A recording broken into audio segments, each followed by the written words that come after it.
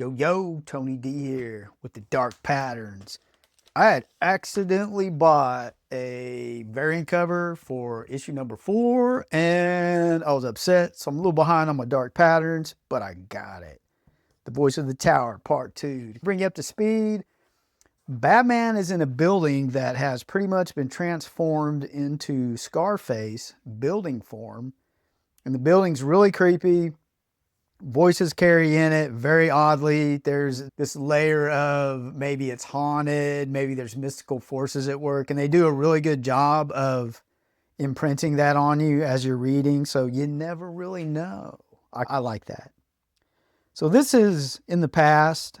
Batman, it's an encounter he had with Wesker. It's run of the mill, and then we get to where they're holding the policeman or woman hostage in the building, and they need to get that hostage. And there's a cult of these Scarface people in the building. So Batman, and this is wonderful. Hayden Sherman doing the art, just killing it.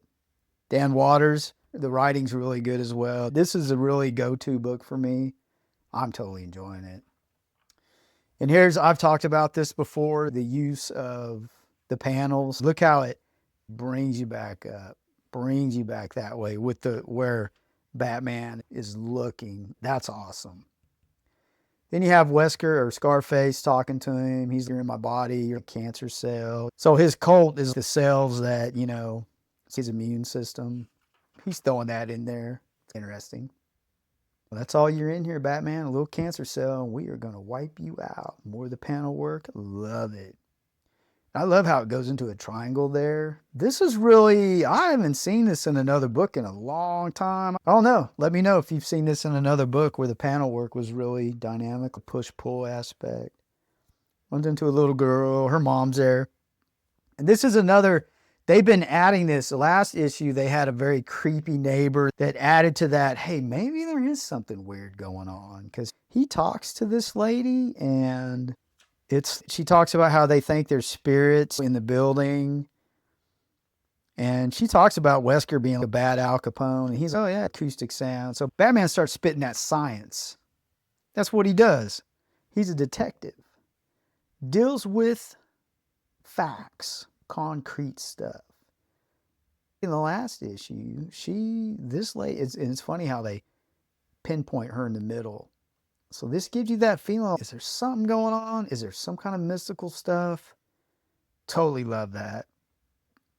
And he's talking about history, and she's like, why are you talking about all that? She doesn't know anything like that. She's a layperson, and it takes you over here to the cult of Scarface. They all got these masks. That's pretty funny.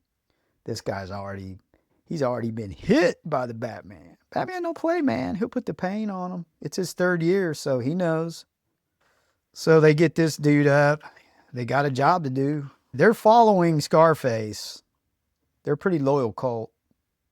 And then Batman starts talking about extreme stress can cause urban myths, believing voices of those who lived and died, and this and that. And then look at that face. She gives him the side of it where it's very believable coming from her. She's talking about how she hears her dad grouching down the halls almost every Thanksgiving about how she's still drying out the turkey. And she says, trust me, I ain't hearing it because I want to. Have you ever met someone in your life that where they tell you something and it's believable? You know what I mean? Just by the way they say it. They really believe it in their mind. But is it in her mind? I don't know. Maybe John Constantine's running around. You don't know. But I love that with this writer. It goes extremely well with the writing. And I love that. I always love a simple Batman where there's no detail, where you just see the eyes. They do a fantastic job with that. I love the book, Dark Patterns, but I love the use of dark to create the character, if that makes sense. And they're always putting these wispy ends here. This gives me that flavor of it's an older Batman. That is a very nice touch. Here's more of the cityscape. I talk about these in some of the other reviews. Beautiful cityscapes. It gives you a real depth of how high things are. And that's the old school, the TV show where he'd be walking up the wall. So he's got to make it to Wesker. He figured out he's on the 11th floor and he's going to lobotomize him. And then the Colt, right here, bit. If you've ever had to look into a barrel of a gun, you know what Batman feels like. And then when he did this, it was funny. This is more panel work. This is genius. It made me think of movies where you see somebody running like that. It made me think of Tom Cruise in a Mission Impossible movie. I could literally picture that flow in my head, especially after seeing that in your face. So that's a beautiful setup. So he comes around, bam, he gets back in the building. Batman taking damage, but he ain't no punk. That's what I'm talking about. Simplicity. I don't need hyper-realism in my comic. This is why I like Absolute Wonder Woman as well. Same artist is on that. If you haven't checked that out, check it out. Absolute Wonder Woman. It's pulling me in, and I'm checking out the older stuff. So he throws down some gas, and they think, whatever. That's just regular riot gas, but it's a white phosphorus, so it's going to burn. And he's feeling it for sure.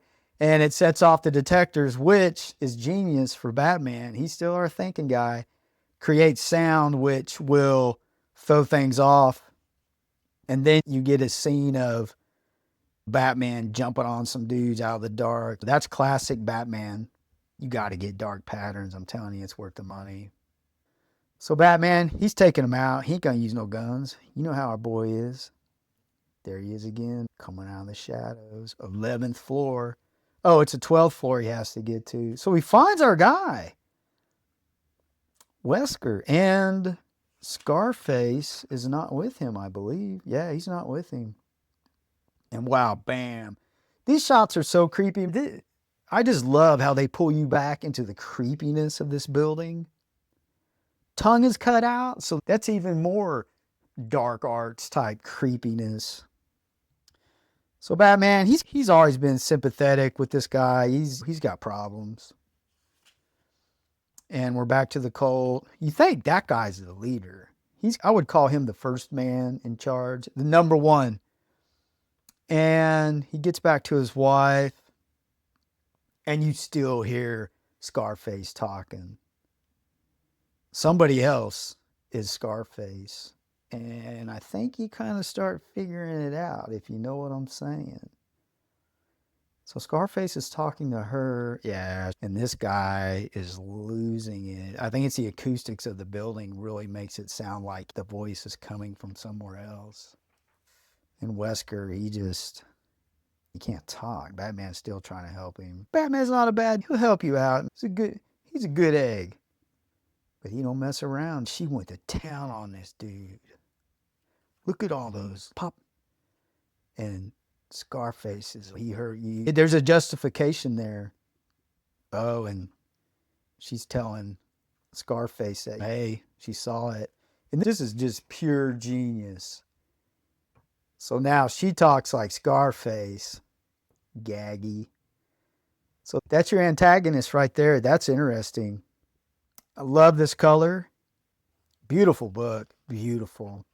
I'll keep it. I'll never sell my dark patterns. Get on that. I hope you enjoyed this review. I love doing reviews like this on something that's really enjoyable for me. And it's only going 10 issues. But you know what? I ain't going to be bummed out. I'm going to have all 10 issues. I'm making reviews. Hopefully other people get to enjoy it. It is beautiful design work. When I was younger, I didn't understand any of that. I was just looking for people getting punched out, but getting older, comics will keep surprising you, and you can keep enjoying it. It don't matter what age you are, but you know what? Get on your dark patterns.